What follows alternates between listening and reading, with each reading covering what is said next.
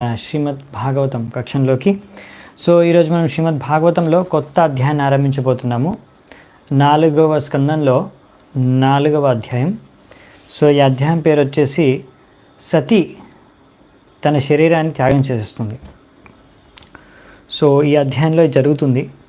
So ఇది ఎందుకు జరుగుతుంది, ఎందుకు సతి త్యాగం చేస్తుంది శరీరం అనేది చాలా ముఖ్యమైన విషయం అర్థం చేసుకోవడం. సో దానికి ముందు జరిగిన ఘటనలు అవన్నీ కూడా ఈ యొక్క అధ్యాయంలో చర్చించుకుంటాం మనము. సో ఈ అధ్యాయం మొదలవుతుంది. సో మనము లాస్ట్ టైం చర్చించుకున్నాము. లాస్ట్ అధ్యాయంలో శివుడు సతీకి నచ్చ చెప్పడానికి ప్రయత్నిస్తారు. వెళ్ళొద్దు, దక్ష ప్రజాపతి మీ తండ్రి చేసే ఆ యజ్ఞంలో దగ్గరికి మీరు వెళ్ళకండి, వెళ్ళొద్దు అనేసి ఆమెకు నచ్చ చెప్తారు. తర్వాత హెచ్చరిస్తారు కూడా అది మంచిది కాదని. సో మరి దాని తర్వాత మరి సతీ అయినా కానీ ఎందుకు వెళ్తుంది, వెళ్ళిన తర్వాత అక్కడ ఏం జరుగుతుంది, ఈరోజు ముఖ్యంగా చూసేది ఎందుకు ఆ సతీకి ఎంత కోపం వస్తుంది అక్కడ దక్ష ప్రజాపతి పైన, దాని తర్వాత సతీ ఏం చేస్తుంది, అసలు ఎందుకు శరీరాన్ని త్యాగం చేసింది, అసలు ఎందుకు దక్ష ప్రజాపతి యొక్క యజ్ఞానికి శివుడు వద్దన్నా కానీ వెళ్ళింది, నిజంగానే తన యొక్క తల్లి ఇంకా మిగతా అక్క చెల్లెళ్ళు మిగతా బంధువుల యొక్క వాళ్ళను దర్శించుకోవడానికి వాళ్ళను కలవడానికి మాత్రమే వెళ్ళిందా, లేకపోతే అసలు మెయిన్ కారణం ఏంటి, శివుడు వద్దన్నా కానీ ఎందుకు వెళ్ళింది అనే విషయాలు అర్థం చేసుకోవడం మనకు చాలా ముఖ్యం. అది ప్రభుపాదుల వారి తాత్పర్యంలో ఇంకా ఈ శ్లోకాల్లో కూడా తెలియజేస్తారు. సో ఎలా సతి చేసిన కార్యం కూడా సరైన కార్యం అనే విషయం కూడా మనము ఈ అధ్యాయంలో అర్థం చేసుకుంటాము. సో అందుకనే మనం ఈరోజు మొదటి 10 శ్లోకాలని చర్చించుకుందాము.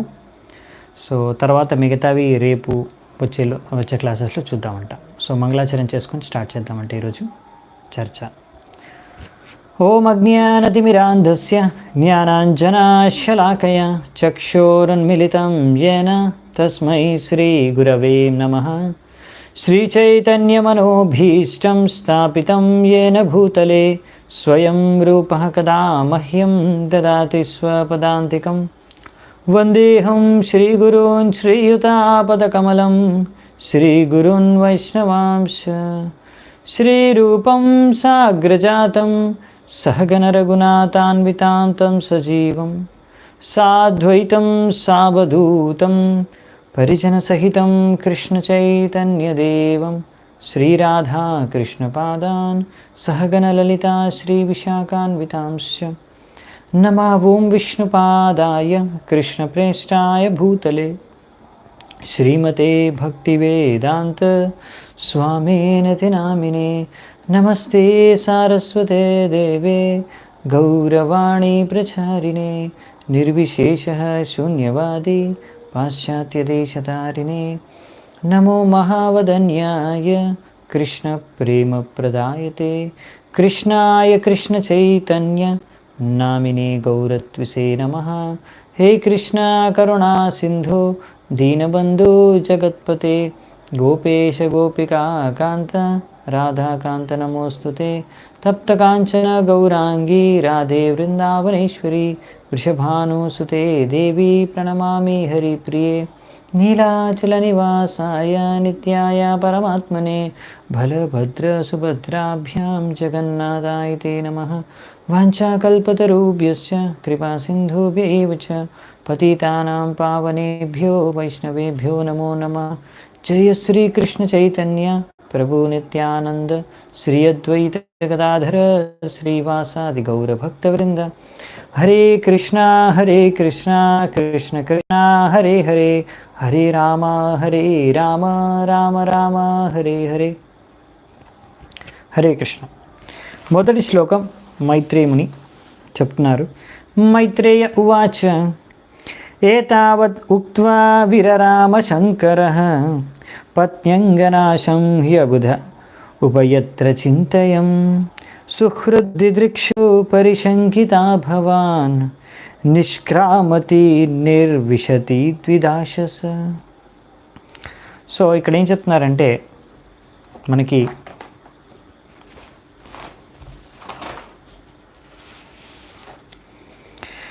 మైత్రేయుని ఇక్కడ చెప్తున్నది ఏంటంటే శివుడు అలా సతికి చెప్పవలసిందంతా చెప్పేసి, ఆమెకి నచ్చ చెప్పేసి, హెచ్చరించేదేదో హెచ్చరించేసి తర్వాత ఇంకా మౌనంగా ఉన్నారంట.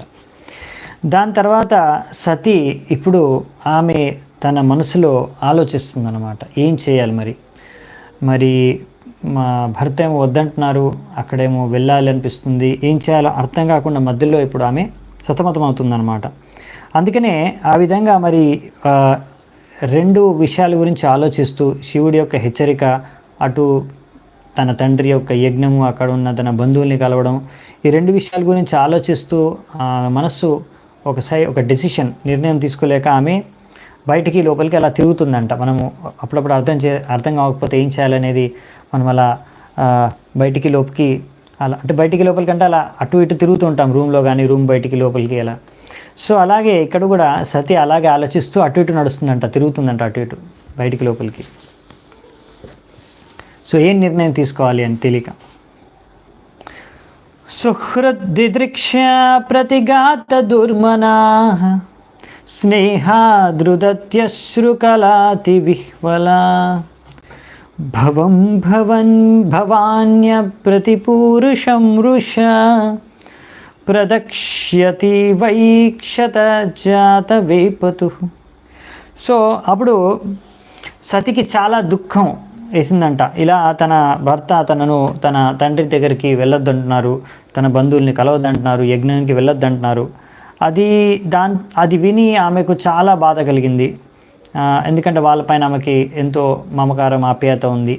సో ఆమె యొక్క కళ్ళల్లోంచి అశ్రు అంటే కన్నీళ్ళు రావడం మొదలయ్యాయంట. ఈ విధంగా ఎంతో ఆమె దుఃఖ పరిస్థితిలో, అంటే ఆమెకి ఇప్పుడు ఆ దుఃఖంలో ఆమెకు ఎంతో కోపం వచ్చేసింది.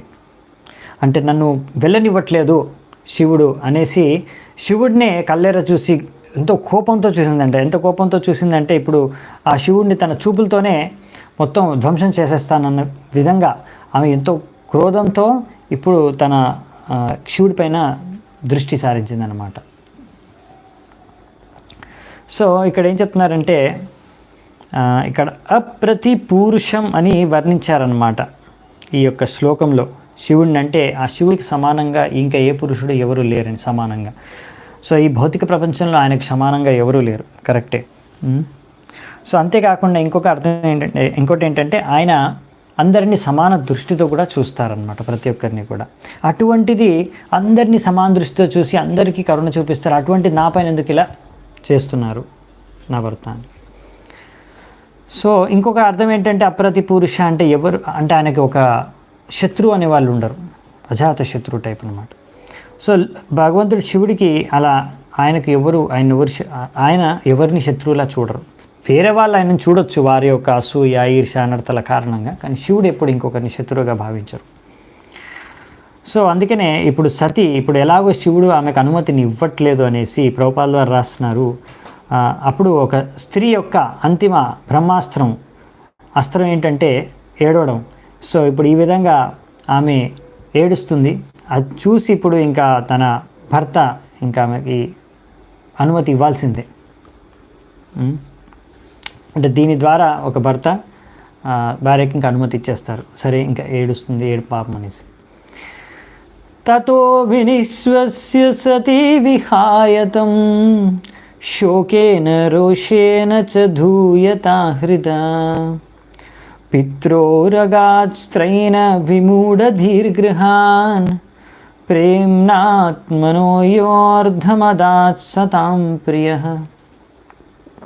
దాని తర్వాత ఇంకా సతి తన భర్తను వదిలేసి శివుణ్ణి ఆమె ఇంకా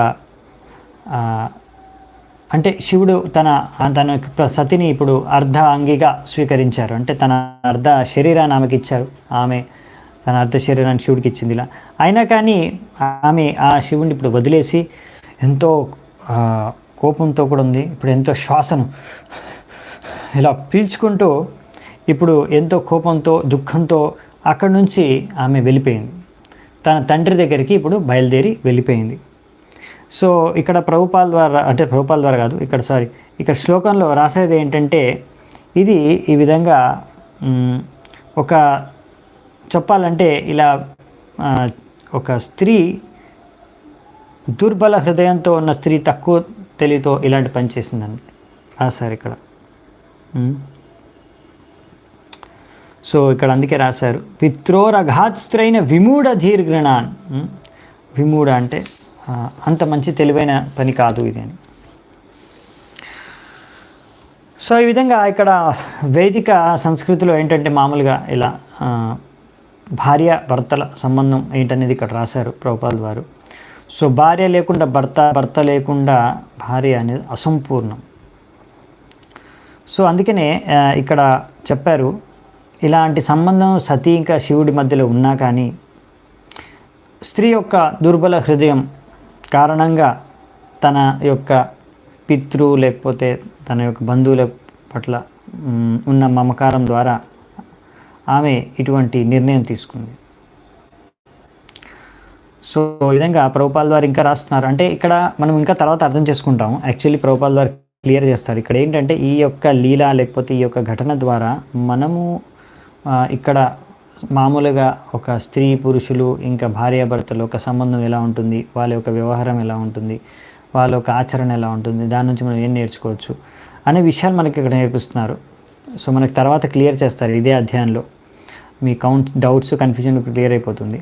అసలు సతీ ఏంది, ఒక ఆర్డినరీ స్త్రీలాగా ఎందుకు ఇలా వ్యవహరించింది, అంటే సతీకి ఒక నార్మల్ స్త్రీకి డిఫరెన్స్ లేదా అని మీరు అనుకోవచ్చు. ఆ విషయం మీకు క్లియర్ అవుతుంది వచ్చి అధ్యాయంలో వచ్చే శ్లోకాల్లో. మేబీ రేపు లేకపోతే ఇంకో రోజు మనం చూస్తాం అది. సో ఇక్కడ అందుకే చెప్తున్నారు. సో ఈ విధంగా ఇక్కడ చూసినట్టుగా అంటే ఇప్పుడు తన భర్తను వదిలేసి భార్య వెళ్ళిపోయింది అనమాట. సతి వెళ్ళిపోయింది శివుణ్ణి వదిలేసి ఇక్కడ తన తండ్రి దగ్గరికి. సో మామూలుగా ఇలా ఎప్పుడైనా ఒక్కొక్కసారి గొడవలు కానీ లేకపోతే ఇలాంటి సమస్యలు రావచ్చు భార్యాభర్తల మధ్యలో. అలా ఎప్పుడైనా ఏదైనా సమస్య వస్తే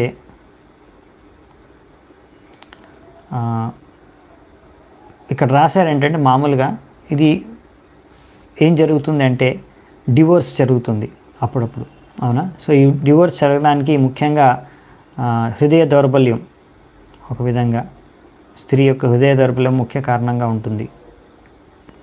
అందుకనే స్త్రీకి తన యొక్క భర్త యొక్క ఆజ్ఞను పాటించాలి అని ఇక్కడ రాశారు. ఆ విధంగా ఉంటే ఫ్యామిలీ అంటే పరివారం ఎంతో ప్రశాంతంగా ఉంటుంది అని రాశారు ఇక్కడ.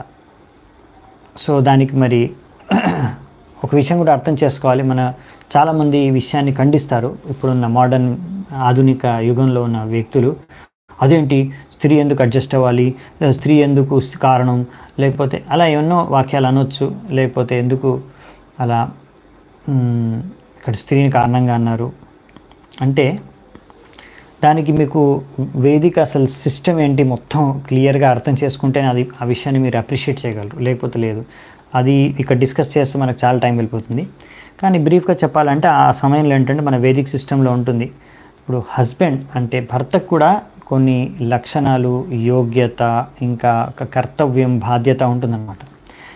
అంతేకాకుండా భర్త కూడా ఆధ్యాత్మిక గురువుని అనుసరిస్తూ తన జీవితాన్ని పాటిస్తూ ఉంటాడు.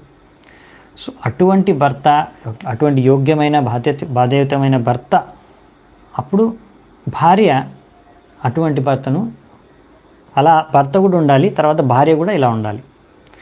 భార్య కూడా అప్పుడు అటువంటి భర్తకు సేవ చేసుకోవాలి. అటువంటి భర్తే ఆమెకు గురువుగా ఉంటారు. ఇంకా భర్త ద్వారా ఆమెకు అంత సంరక్షణాన్ని లభిస్తాయి. ఇంకా ఆ భర్తను యొక్క ఆజ్ఞను పాటించాలి. ఇది ప్రిన్సిపల్. ఓకే. సో ఇప్పుడు ఉన్న పరిస్థితుల్లో కలియుగంలో ఏంటంటే ఎవరు భార్య భర్త ఇద్దరు కూడా వారి యొక్క కర్తవ్యాలు, బాధ్యతలు యుక్తంగా వ్యవహరించుకోవడం కారణంగా చాలా సమస్యలు వస్తున్నాయి. సో ఇది ఇక్కడ మనకి వర్ణిస్తున్నారు. అంటే ఒక విషయం ఏంటంటే ఇది నేను మామూలుగా ఒక మహారాజ్ క్లాస్లో కూడా విన్నాను, భక్తి ఉదయపూర్ణ మహారాజ్ క్లాస్లో కూడా. సో ఆయన కూడా చెప్తారనమాట. సో మన వేదిక సంస్కృతిలో ఏంటంటే భార్య భర్త ఇద్దరికీ బాధ్యతలు ఉన్నాయి. అవి సరిగ్గా అర్థం చేసుకొని ఇద్దరు వాటిని నిర్వర్తించాలి. సో అలా అన్నమాట. నెక్స్ట్ మనం చూస్తాము. తామన్వగచ్చన్ ధృత విక్రమాం సతీం ఏకాం త్రినేత్రానుచరా సహస్రశః సత్పార్షదయక్షా మణిమన్మదాదయః పురో వృషేంద్రాస్తరసాగతవ్యతాః. సో ఈ విధంగా సతి వెంటనే ఇలా తొందరగా అంటే కోపంతో దుఃఖంతో వెంటనే శివుని వదిలేసి అలా తన తండ్రి దగ్గరికి వెళ్ళిపోతుంది. అంటే యజ్ఞంలో పాల్గొనాలని వెళ్ళిపోతుంది అక్కడి నుంచి. వెంటనే వేలాది మంది శివుడి యొక్క అనుచరులు శిష్యులు మణిమాన్ ఇంకా మద అనే ఇద్దరు ముఖ్యమైన వాళ్ళు ముందున్నారు. వాళ్ళని అనుసరిస్తూ ఎంతోమంది వేలాది మంది శివుడి శిష్యులు అక్కడి నుంచి బయలుదేరిపారు. ఇంకా నంది శివుడి యొక్క వాహనం నంది కూడా ముందు వెళ్ళిపోయింది. ఇంకా యక్షులు అందరూ కూడా బయలుదేరారంట. సో ఇక్కడ మీరు చూడండి, ఒక విషయం గమనించండి. అంటే వెంటనే సతి వెళ్ళిపోగానే వీళ్ళందరూ ఎందుకు వెళ్తున్నారంటే వాళ్ళకి అర్థమైపోయింది. శివుడి ఇప్పుడు ప్రభుపాల ద్వారా అదే రాస్తున్నారు. అనుచరులు అంటే వెంటనే ఇక్కడ వాళ్ళు చాలా మంచి అనుచరులు శివుడికి. వెంటనే శివుడి యొక్క ఉద్దేశం, ఆయన యొక్క మనసులో ఉన్న విషయం అర్థం చేసుకున్నారు. సో సతి ఒకటే వెళ్ళిపోతుంది కాబట్టి ఆమెకు అండగా, ప్రొటెక్షన్గా, సంరక్షణగా తన అనుచరులను కూడా శివుడు చెప్పకుండానే அந்த మనసులో మాట అర్థం చేసుకొని వీళ్ళు బయలుదేరిపారనమాట. సో ఈ విధంగా అనుచర అంటే అసలు అర్థం అది తన యొక్క మాస్టర్, తన ప్రభువు యొక్క ఇచ్ఛను అర్థం చేసుకొని వ్యవహరించడం. సో ఇక్కడ ఈ విధంగా గత వ్యథ అనే శబ్దాన్ని ఉపయోగించారు ఇక్కడ. అంటే ఏంటంటే చాలా స్పీడ్గా, ఇంకా ఏమాత్రం భయం లేకుండా, ఎవరికి భయపడకుండా సతీ ఇక్కడ వెళ్ళిపోయింది. అంటే ఒక్కతే వెళ్ళిపోతుంది, ఏం భయపడకుండా. సో అందుకే ఆమె ఇక్కడ నిర్భయంగా వెళ్ళిపోతుంది అని వ్యక్తం చేశారు. తాంసారికాకండుక దర్పణాంభుజ శ్వేతాతపత్ర వ్యజనస్రగాదిభిః గీతాయనైర్దుందుభిశంఖవేణుభిర్ వృషేంద్రమారోప్య విటంకితాయయుః. సో ఈ విధంగా వెంటనే శివుడి యొక్క అనుచరులు ఏం చేశారంటే సతికి ఒక మంచి ఆసన అరేంజ్ చేశారు నంది పైన. సో ఆమె నంది పైన కూర్చొని దాని తర్వాత ఆమెకు ఇష్టమైన అంటే పెట్ అంటే ఆమెకు ఒక బర్డ్, ఒక పక్షి, ఆమెకు ఒక ఇష్టమైన పక్షి ఉంటుంది. పెట్ అంటే పెంచుకునే పెంపుడు పక్షి ఒకటి ఉంటుంది అన్నమాట సతికి. సో ఆ పక్షిని కూడా ఇచ్చారు ఆమెకి. ఇంకా ఆమెకు ఒక కమలం పువ్వు ఇచ్చారు, ఇంకొక మిర్రర్ అంటే ఆయన అంటాం దాన్ని, అద్దం కూడా ఇచ్చారు. ఇంకా ఇవన్నీ ఇచ్చి అంటే ఆమె కోసం ఆమె ఆనందంగా వెళ్ళాలని. అంతేకాకుండా ఒక మంచి పైన కెనోపీ అంటే ఒక అంబ్రెల్లా టైప్, అంటే బేసికలీ నంది పైన మొత్తం అరేంజ్మెంట్ చేసి ఒక అందరూ కూడా వాయిద్యాలు, డ్రమ్స్ వాయిస్తూ, ఇంకా శంఖం వాయిస్తూ, ఇంకా రకరకాల వాయిద్యాలు వాయిస్తూ అందరూ ఇంకా గానం చేస్తూ ఒక పెద్ద యాత్ర ప్రొసెషన్ లాగా అక్కడి నుంచి వాళ్ళు తీసుకెళ్లారు సతీని. సో ఈ విధంగా శివుడు అనుచరులు అవన్నీ కూడా అరేంజ్ చేస్తారు ఆమె కోసం, ఆమె ఆనందం సంతృప్తి కోసం. ఆ బ్రహ్మఘోషోర్జితయజ్ఞవైశసం విప్రశిజుష్టం విబుధైశ్చ సర్వశః మృద్దార్వయః కాంచనదర్భచర్మభిర్ నిసృష్టభాండం యజనం సమావిశత్. సో దాని తర్వాత ఆమె ఈ విధంగా చేరుకుందనమాట. దక్ష ప్రజాపతి ఇంటికి చేరుకుంది. దక్ష ప్రజాపతి ఎక్కడైతే యజ్ఞం చేస్తున్నారో ఆ యజ్ఞ స్థలానికి చేరుకుంది. అక్కడ అందరూ కూడా వేదమంత్రాలను ఉచ్చరిస్తున్నారు. వేదమంత్రాలు యజ్ఞంలో వేదమంత్రాలను ఉచ్చరిస్తారు కదా, ఉచ్చరిస్తున్నారు. ఎంతోమంది ఋషులు, మునులు, బ్రాహ్మణులు, దేవతలు అందరూ కూడా సమావేశమయ్యారు ఆ యజ్ఞంలో. సో అంతేకాకుండా అక్కడ ఎన్నో యజ్ఞంలో బలి ఇవ్వడానికి పశువులు కూడా ఉన్నాయి. ఇంకా రకరకాల యజ్ఞంలో ఏవైతే రకరకాల ఇవి అవసరం ఉంటాయో ఐటమ్స్ అవన్నీ కూడా అక్కడ ఉన్నాయన్నమాట. మట్టి పాత్రల్లో, ఇంకా స్టోన్ పాత్రల్లో, ఇంకా గోల్డ్ పాత్రల్లో, గ్రాస్ స్కిన్, ఇవన్నీ పాత్రల్లో రకరకాల ఐటమ్స్ అన్నీ కూడా ఉన్నాయన్నమాట ఆ యొక్క యజ్ఞానికి అవసరం ఉన్నాయని. సో మొత్తం అరేంజ్మెంట్స్ ఉన్నాయి, అందరూ వచ్చారు, యజ్ఞంలో మంత్రాలు నడుస్తుందన్నమాట యజ్ఞం. సో ఇది ఇలా చాలా అరేంజ్మెంట్స్ ఉంటాయి. ఒక యజ్ఞం చేయాలంటే అది ఒక మామూలు విషయం కాదనమాట. సో అది చాలా ఎంతో దానికి చాలా చాలా వస్తువులు అవసరం, అంటే చాలా డబ్బు ఖర్చు అవుతుంది, చాలా సమయం పడుతుంది. బ్రాహ్మణులు కావాలి, అలాంటి వేద మంత్రాలు జపించే బ్రాహ్మణులు, అన్ని శుద్ధమైన వస్తువులు కావాలన్నమాట. ఘీ, నెయ్యి అన్ని శుద్ధమైనవి కావాలి. సో ఇవన్నీ ఇప్పుడు ఈ యొక్క కలియుగంలో సంభవం కాదు. ఇవన్నీ యజ్ఞాలు కొంతమంది చేస్తూ ఉంటారు బయట, కానీ ఇవన్నీ యాక్చువల్లీ సంభవం కాదనమాట. సో ఈ విధంగా అందుకనే మనకు కలియుగంలో ఏం చెప్పారంటే భాగవతంలో యజ్ఞై సంకీర్తన ప్రాయర్ యజంతి సుమేధస, అంటే సుమేధస ఎవరైతే మేధస్సు అంటే తెలివి, సుమేధస్సు అంటే చాలా మంచి తెలివి, బుద్ధిమంతులున్న వాళ్ళు, బుద్ధిమంతులైన వాళ్ళు ఏం చేస్తారంట ఈ కలియుగంలో సంకీర్తన యజ్ఞం చేస్తారు. ఎందుకంటే ఈ యొక్క కలియుగంలో ఇదే. సో మనం అందుకే సంకీర్తన యజ్ఞం చేస్తాం. ఎలా సంకీర్తన యజ్ఞం అంటే అందరం కలిసి హరే కృష్ణ కృష్ణ కృష్ణ హరే హరే, హరే రామ రామ రామ హరే హరే. సో ఈ విధంగా మనం అందరం కలిసి కీర్తన చేస్తే అది సంకీర్తన యజ్ఞం. ఇది కలియుగ ధర్మం. ఈ విధంగా యజ్ఞం చేయాలి. సో ఇంకా యజ్ఞంలో పశువులు బలిస్తారన్నారు. సో ఈ విషయం ముందు కూడా చర్చించుకున్నాం, ప్రభుపాల్ వారు ఇక్కడ రాస్తున్నారు కూడా. సో ఆ పశువులు బలించేది తినడానికి కోసం కాదు. చాలామంది ఏంటంటే మేము చూసాము విన్నాము యజ్ఞాల్లో పశువుని బలిస్తారంట, అంటే తినడానికే కదా. సో మేము కూడా పశువుల్ని డైరెక్ట్గా తింటాము, ఇంకా బలి యజ్ఞం అవన్నీ ఎందుకు, పశువుల్ని తినడం అయితే ముఖ్యమైన ఉద్దేశం అయితే. సో ఇక్కడ వీళ్ళ ఉద్దేశం ఏంటంటే పశువుల్ని తినడం ముఖ్యమైన ఉద్దేశం అన్నాడు, మాంసం తినడం. సో వాళ్ళు ఏంటంటే యజ్ఞాల్లో పశువుని బలిస్తారు కదా, బలి ఇవ్వడం అంటే తినడానికి అనుకుంటారు.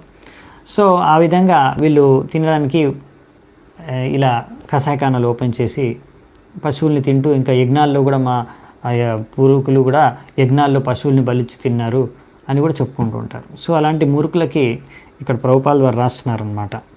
సో బేసికలీ నేను చెప్పాను కదా, అందుకే యజ్ఞం అనేది చాలా పెద్ద విషయం. హరే కృష్ణ కృష్ణ కృష్ణ హరే హరే, హరే రామ రామ రామ హరే హరే. సో ఏదైనా ఎట్లా ప్రాబ్లం వచ్చింది.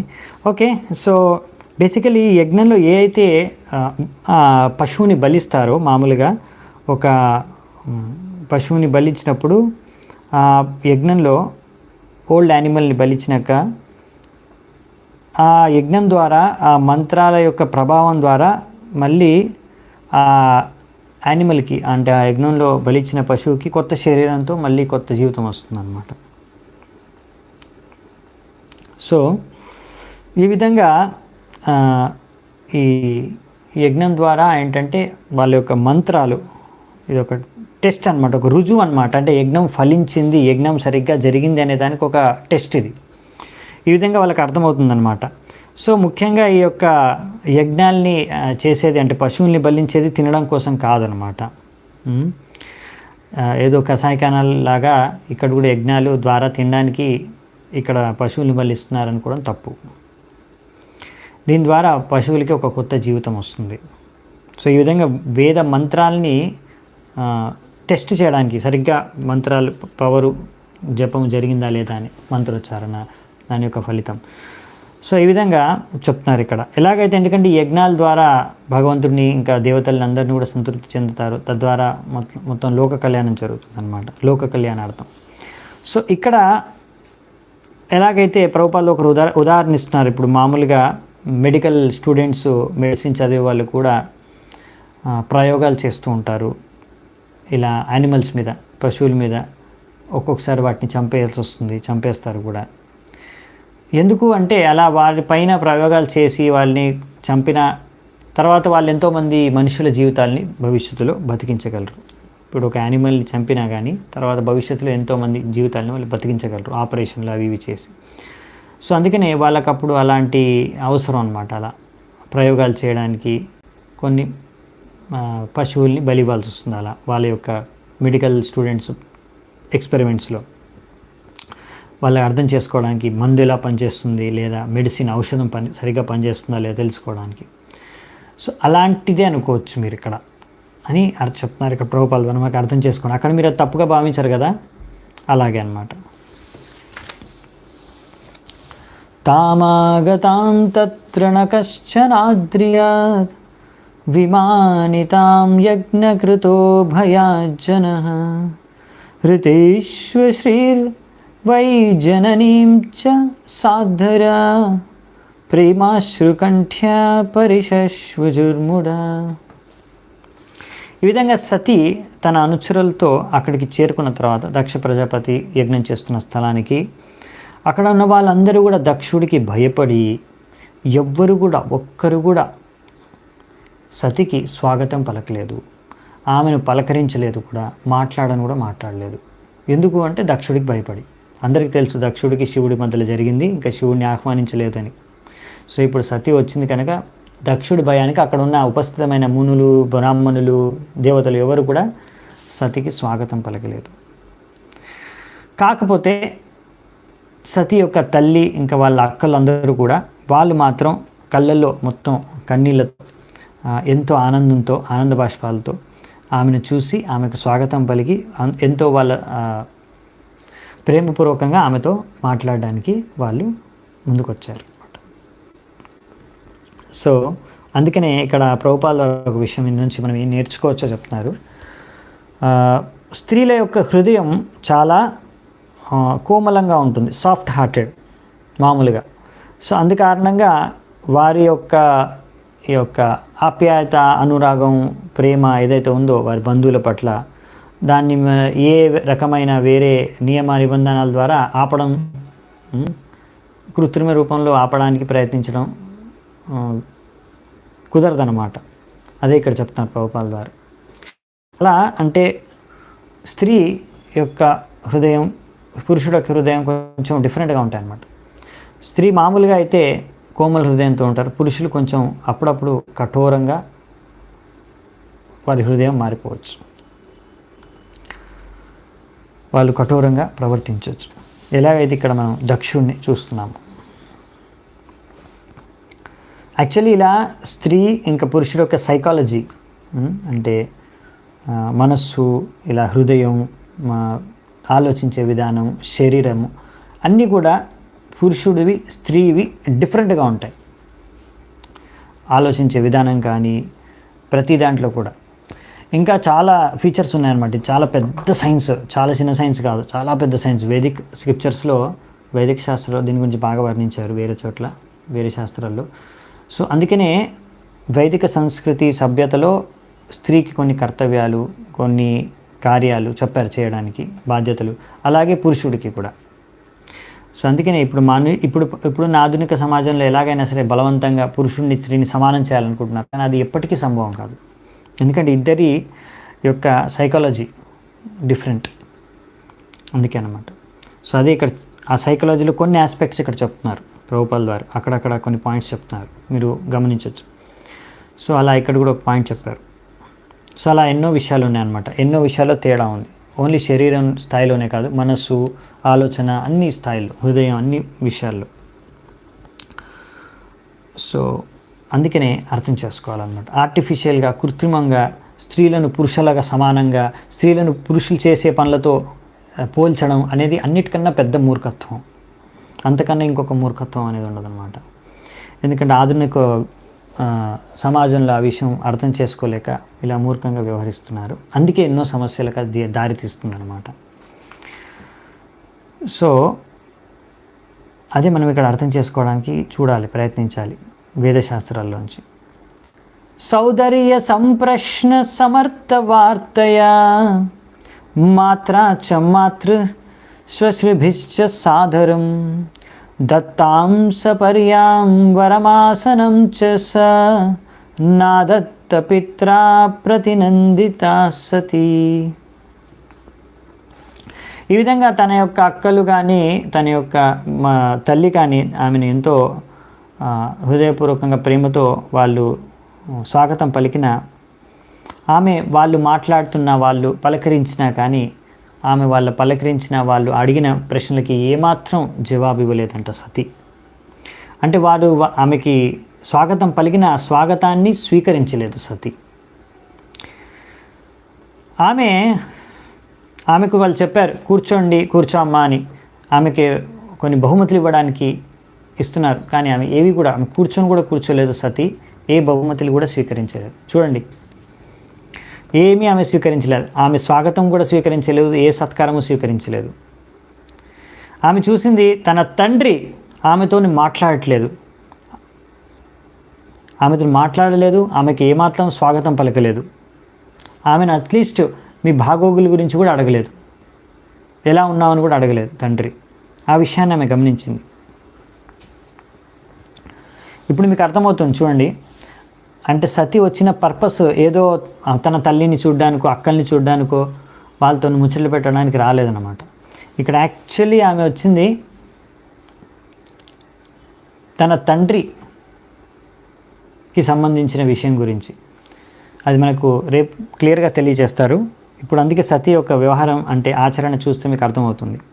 సో ఇక్కడ ఏంటంటే ఆమె చూసిన తండ్రి, వీళ్ళందరూ వస్తున్నారు సరే, అక్కలు ఇంకా తల్లి, కానీ తండ్రి మాత్రం ఆమెను పలకరించట్లేదు, స్వాగతం పలకట్లేదు, ఏమాత్రం ఆమె బాగోగుల గురించి కూడా అడగట్లేదు. సో తండ్రి మొత్తం మర్చిపోయాడు అనమాట. తన మామూలుగా ఏంటంటే ఈమె చిన్న కూతురు అందరికన్నా. సో ఈమె అందరికన్నా యాక్చువల్లీ తన దక్షుడికి ఈమె చాలా ప్రియం, సతీ ఎంతో ప్రియమైన కూతురు అనమాట. సో అటువంటిది అంతా మర్చిపోయాడు దక్షుడు. ఇక్కడ దక్ష ప్రజాపతి అనే వ్యక్తి తండ్రి అంత మమకారం, ఆసక్తి ఏమి ఇప్పుడు కూతురి మీద లేదన్నమాట, ప్రేమ అన్నీ మర్చిపోయాడు. సో దీని ద్వారా సతీకి ఇంకా ఎక్కువ బాధేసింది. ఎందుకంటే ముందు ఏమనుకుందంటే సతీ ఏమనుకుని వచ్చింది, తన తండ్రిని నచ్చ చెప్పొచ్చులే, నా తండ్రి అప్పుడు ఏదో కోపం లేదు అని ఉంటాడు, నా మీద అయితే ఆయనకి ఏం కోపం లేదు కాబట్టి నన్ను ఏమనకపోవచ్చు, నన్ను అయితే స్వాగతం పలకొచ్చు అనుకుంది. కానీ ఇప్పుడు ఇక్కడ తన తండ్రి ఇటువంటి కఠోరంగా వ్యవహరిస్తున్నారు. సో ఇక్కడ పాయింట్ ఏంటంటే ఇప్పుడు దక్ష ప్రజాపతి తను ఎంతగా భౌతిక చేతనలు నిమగ్నుడైపోయాడంటే దీని కారణంగా ఈ విధంగా వ్యవహరిస్తున్నాడు.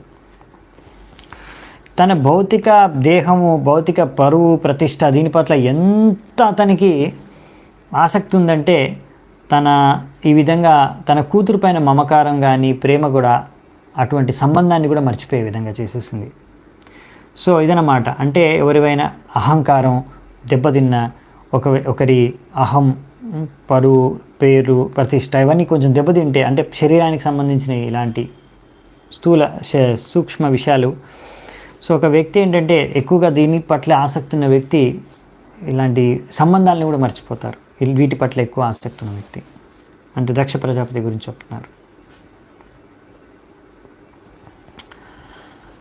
అరుద్రభాగం తమవీక్ష చాద్వరం పిత్రా చ దేవే కృతహేళనం విభో అనాదృతాయజ్ఞ సదస్యధీశ్వరీ చుకోపలోకాని వదక్ష్యతీరుష. సో ఈ విధంగా ఇప్పుడు ఇంకో ముఖ్యమైన విషయాన్ని సతి గమనిస్తుంది. ఏంటంటే అక్కడ యజ్ఞాన్ని చూస్తుంది, యజ్ఞ స్థలాన్ని, యజ్ఞ మంటపం, యజ్ఞకి చేసిన అన్ని ఆయోజనలు, అన్ని వసతులు అన్నీ చూస్తుంది. అక్కడ చూసింది తన భర్త అయిన శివుడి కోసం అర్పించడానికి ఏ వస్తువులు అయితే అందరికీ దేవతల కోసం ఇవి షేర్ ఉంటాయి కదా, ఇది ఈ దేవతకు అర్పించడానికి, అలా శివుడికి అర్పించడానికి ఏమీ పెట్టలేదు. అంతేకాదు ఇంకో విషయం చూసింది ఏంటంటే శివుడిని ఆహ్వానం కూడా ఆహ్వానించలేదు దక్షుడు, అదొక పని. అంతేకాకుండా శివుడి కోసం ఏవైతే ఆహుతిలో ఇవ్వాలో, అర్పించాలో యజ్ఞంలో, అవి కూడా అర్పించడానికి ఎటువంటి ఆయోజన చేయలేదు శివుడి కోసం. వేరే వాళ్ళందరికీ చేశారు ఆయోజనలు. అంతేకాకుండా ఇప్పుడు శివుడి భార్య వస్తే ఆ శివుడి భార్యని కూడా దక్ష ప్రజాపతి కనీసం స్వాగతం కూడా పలకలేదు, మాట్లాడట్లేదు. అందుకే ఇప్పుడు సతికి చాలా ఇప్పుడు క్రోధం వస్తుంది. ఎంతగా క్రోధం వస్తుందంటే ఇప్పుడు సతికి ఆమె తన తండ్రి వైపు కళ్ళు ఎర్రగా చేసి చూస్తుంది. ఇప్పుడే కోపంతో తన తండ్రిని భస్మం చేసే విధంగా, అంత కోపంతో ఇప్పుడు దక్షుణ్ణి చూస్తుంది. చూడడమే కాదు, ఇప్పుడు దక్షుణ్ణి ఎన్నో వాక్యాలు చేస్తుంది. ఇప్పుడు సతి ముఖ్యంగా అది రేపు చూస్తాం, కానీ ఇప్పుడు ఇంకొక శ్లోకం ఉంది, అది చూద్దామంట. దాని తర్వాత సతి ఏమంటుందో చూద్దామంట. కానీ ఇందులో ముఖ్యంగా ఏంటంటే మన ప్రభుపాల్ వారు కూడా రాశారు, మామూలుగా శివుడికి అర్పించడానికి బ్రాహ్మణులు అక్కడ ఉన్న వేద మంత్రాలు చేస్తున్నారు కదా, స్వాహ స్వాహ అని ఈ దేవుడికి ఇప్పుడు ప్రతి దేవతకి అర్పిస్తారు. అలాగే నమ శివాయ స్వాహ అని శివుడికి కూడా ఏదైనా అర్పించాలి. కానీ వాళ్ళు ఎవరు మంత్రాలు చదవట్లేదు శివుడికి అర్పించినట్టుగా. వేరే వాళ్ళందరికీ చదువుతున్నారు, వేరే వాళ్ళందరికీ అర్పిస్తున్నారు, కానీ శివుడికి అర్పించట్లేదు ఎవరు. ఆమె గమనించింది. సో ఇక్కడ ఆమె అయ్యో నాకు నా తండ్రి నన్ను సత్కరించలేదు, స్వాగతం పలకలేదు, నాతో మాట్లాడట్లేదు అనేసి ఆమెకి దుఃఖం లేదు. దానికి ఆమె ఎక్కువగా బాధపడట్లేదు. ఇక్కడ ఆమె ఏంటంటే అక్కడ వచ్చింది ఏంటంటే she was not sorry for her self. ఆమె కోసం బాధపడట్లేదు, నాకు సత్కారం జరగట్లేదు, స్వాగతం జరగట్లేదని. ఆమె ఇలా ఆహ్వానం లేకున్నా కానీ తన తండ్రి ఇంటికైనా వచ్చేసింది. కానీ ఆమె తెలుసుకోవాలనుకుంటుంది తన తండ్రి తన యొక్క భర్తను సమ్మానిస్తున్నాడా లేదా యజ్ఞంలో అని. ఆ విషయాన్ని తెలుసుకోవడానికి వచ్చింది ఇక్కడికి. ఆమె తన బంధువుల్ని, తన అక్కల్ని, తన అమ్మని చూడడం అనేది ముఖ్యమైన విషయం కాదు ఆమెకి. అందుకనే ఆమె తన అక్కలు, తన తల్లి ఎంతో హృదయపూర్వకంగా ప్రేమతో స్వాగతం పలికిన, సత్కారం చేసినా ఏదీ స్వీకరించలేదు. ఈ విషయం మీరు గుర్తుంచుకోవాలి. ఎందుకంటే ఆమెకు ముఖ్యమైన ఆలోచన ఏంటంటే తన భర్త గురించి. నా భర్తకు ఇక్కడ సరైన సమ్మానం దక్కుతుందా లేదా, నా భర్తకి ఇక్కడ ఆహ్వానించలేదు సరే, కనీసం ఇప్పుడు మరి యజ్ఞంలో ఆయనకు అర్పిస్తున్నారా, ఆయన భాగం ఆయనకు అర్పిస్తున్నారా లేదా. సో ఆమె చూసింది ఏమీ అర్పించట్లేదని. సో సమ్మానించట్లేదు దక్షుడు. ఎలాగైతే శివుడికి కూడా సమ్మానించాలి యజ్ఞంలో భాగంగా, అది ఒక యజ్ఞంలో ప్రాసెస్, అది ప్రొసీజర్, అది ఫాలో అవ్వట్లేదు దక్షుడు. అంటే దక్షుడు ఎలా అవమానిస్తున్నాడో శివుడిని అనేది ఆమె అర్థం చేసుకుంది. అందుకే ఈ విధంగా శివుడిని ఈ విధంగా అవమానించడం అనేది ఆమెకు చాలా క్రోధాన్ని ఉత్పన్నం చేసింది సతికి. ఎందుకంటే ఆమె తన భర్త ఒక సమ్మానాన్ని కోరుకుంటుంది. అందుకే ఇక్కడ వచ్చింది ఆమె అసలు. జగర్హ సామర్ష్య విపన్నయా గిరా శివద్విషం ధూమపతశ్రమస్మయం స్వతేజసా భూతగణాన్ సముత్థితాన్ నిగృహ్య దేవీ జగతో విశృణ్వతః. సో ఇక్కడ శివుడి అనుచరులు ఎవరైతే, ముఖ్యంగా మనం తెలుసు కదా భూత ప్రేతాలు ఇవన్నీ. సో వీళ్ళందరూ కూడా వెంటనే ఇప్పుడు సతి ఎంతో క్రోధంతో దక్షుడికి కళ్ళు ఎర్ర చేసి చూస్తుంటే వీళ్ళకి అర్థమైపోయింది, ఇప్పుడు వెంటనే దక్షుడిని ఫినిష్ చేసేయాలనుకున్నారు. సో వాళ్ళందరూ కూడా వెంటనే దక్షుడిని పైన ఆక్రమణ చేద్దాం అనుకుంటున్నారు. కానీ సతి వెంటనే వాళ్ళని ఆపేసిందనమాట. వాళ్ళని ఆదేశించింది, మీరు ఏమాత్రం దక్షుడికి ఏం చేయాల్సిన అవసరం లేదని. ఇప్పుడు సతి ఎంతో దుఃఖంతో, కోపంతో ఈ విధంగా ఇప్పుడు ఈ యొక్క యజ్ఞాన్ని ఖండిస్తూ మాట్లాడుతుంది. ఈ యజ్ఞాన్ని అంటే తన తండ్రి చేసే మహాయజ్ఞాన్ని సంపూర్ణంగా ఖండిస్తుంది. ఇలా ఏమని ఖండిస్తుంది ముఖ్యంగా అంటే, ఇలాంటి వ్యక్తులు అంటే తన తండ్రి లాంటి వ్యక్తులు ఎంతో గర్వం, అహంకారం పెరిగిపోయి ఇలా అక్కర్లేని, అవసరం లేని, ఎంతో కష్టంతో కూడుకున్న ఎన్నో రకరకాల యజ్ఞాలు చేస్తారు ఎవరికి లాభం లేని. సో ఇవన్నీ తన తండ్రి చేసేది సరైన కార్యం కాదు, తన తండ్రి చేసేది ఎంత పెద్ద తప్పు అనే విషయాన్ని ఇప్పుడు అందరి సమక్షంలో, ఆ యజ్ఞంలో అందరు ఉన్నారు, అక్కడ దేవతలు, ఋషులు అందరు వచ్చారు, మునులు, బ్రాహ్మణులు అందరి సమక్షంలో ఇప్పుడు దక్ష ప్రజాపతికి తెలియజేస్తుందన్నమాట సతి. సో ఏమేమి తెలియజేస్తుంది అనేది చాలా ఇంపార్టెంట్. ఎందుకంటే సతి ఇప్పుడు ఆమె ఏదో క్రోధంలో, ఆవేశంలో ఏదో మనసుకు వచ్చి చెప్పట్లేదు. చాలా కరెక్ట్గా శాస్త్రయుక్తంగా ఏం తప్పు చేశాడు దక్ష ప్రజాపతి, అతను చేసే ఎంత పెద్ద అపరాధం అనే విషయాన్ని అతనికి తెలియజేస్తుంది సరిగ్గా.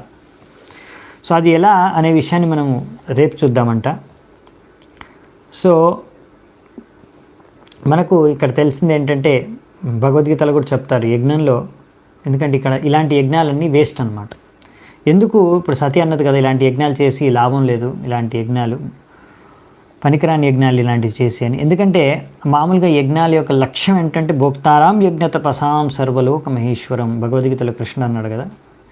లక్ష్యం ఏంటంటే యజ్ఞం చేసే లక్ష్యం భగవంతుడిని, కృష్ణుడిని, విష్ణువుని సంతృప్తిపరచడం.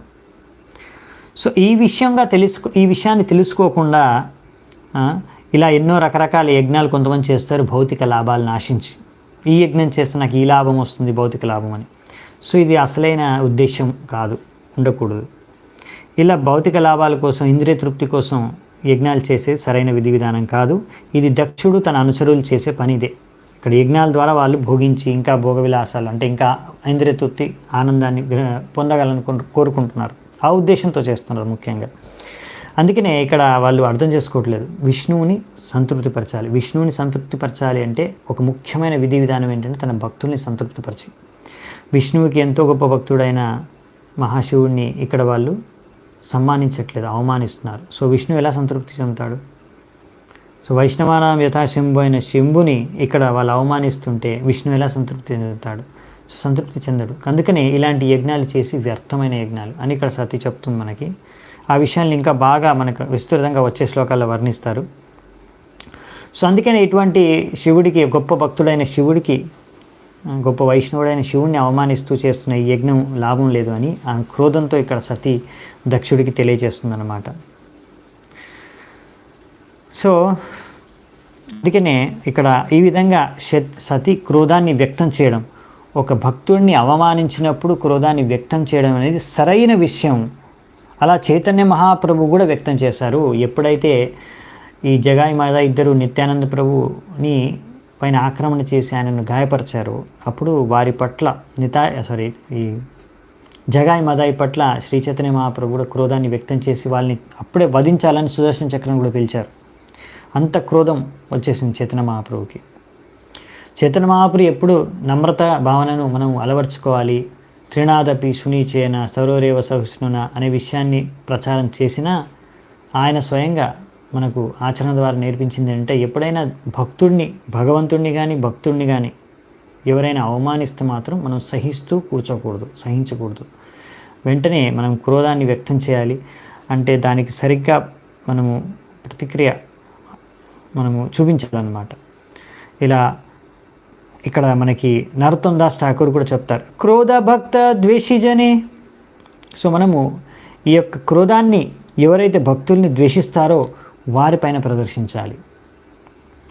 ఏ విధంగా మనము చేయాలి అనేది విషయాన్ని ఇంకా మనకి వచ్చే శ్లోకాల్లో చెప్తారు ప్రభుపాల ద్వారా, రేపు చూద్దామంట. సో అందుకనే ఇక్కడ సతి ఈ విధంగా తన తండ్రి పైన క్రోధాన్ని ప్రదర్శించడం అనేది సరైన పని. సరిగ్గానే ఆమె ఇలా క్రోధాన్ని ప్రదర్శిస్తుంది. ఇది ప్రశంసనీయమైన కార్యం అనే విషయాన్ని ఇక్కడ ప్రభుపాల ద్వారా మనకు తెలియచేస్తున్నారు. ఎందుకనే విషయాన్ని మనము ఇంకా సతి ఏమేమి చెప్తుంది, ఇప్పుడు ఏమేమి విషయాలు చెప్తుంది, దాని తర్వాత అసలు ఎందుకు తన శరీరాన్ని త్యాగం చేస్తున్న విషయం మనకు అర్థమవుతుంది. సో అది విషయం మీరు తెలుసుకుంటే మీరు ఇంకా సతి పైన మీకు గౌరవం, అభిమానం పెరిగిపోతుంది. ఆమె మీరు కూడా ప్రశంసిస్తారు, ఆమె చేసిన కార్యం సరైందని. సో ఇప్పుడు మనం ఇక్కడే ఈ శ్లోకం తాత్పర్యంతో మనం ఈ చర్చను ముగిద్దామంట. 11వ శ్లోకం నుంచి మనము రేపు చర్చించుకోవడానికి ప్రయత్నిద్దాము.